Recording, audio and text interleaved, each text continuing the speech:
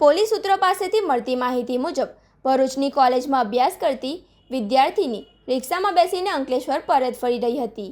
આ દરમિયાન રિક્ષામાં પેસેન્જર તરીકે બેઠેલા અંકલેશ્વરના ચિતાલી ગામના અને ઓએનજીસીના નિવૃત્ત કર્મચારી સોહેલ મોહમ્મદ ગુલામ મોહમ્મદ મંસૂર નામના વૃદ્ધે વિદ્યાર્થીની સાથે વાતચીત શરૂ કરી હતી।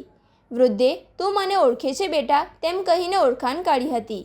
ત્યારબાદ ચાલુ રિક્ષામાં જ વૃદ્ધે દાનત બગાડી વિદ્યાર્થિનીનો હાથ પકડી તેના શરીર પર તથા ગુપ્ત અંગોને ગંભીર અડપલા કર્યા હતા। આટલું જ નહીં, લંપટ વૃદ્ધે "હું તારી સાથે જે કરું છું તે તને ગમે છે ને?" તેમ કહીને યુવતીને 500ની લાલચ પણ આપી હતી। આ અંધારિયા બનાવથી ગભરાઈ ગયેલી વિદ્યાર્થિનીએ પૈસા લેવાની ના પાડી દીધી હતી અને માનસિક રીતે ભાંગી પડી હતી। ઘરે પહોંચ્યા બાદ તે સતત રડતી હોવાથી તેની બહેને પૂછપરછ કરી હતી।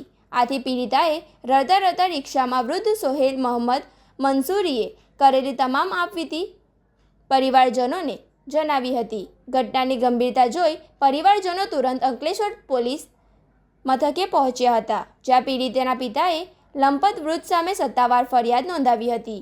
પોલીસે આરોપી સોહેલ મોહમ્મદ મંસૂરી વિરુદ્ધ છેડતી અને પોક્સોની વિવિધ કલમો હેઠળ ગુનો નોંધી તેની અટકાયત કરવાની કાર્યવાહી હાથ ધરી છે।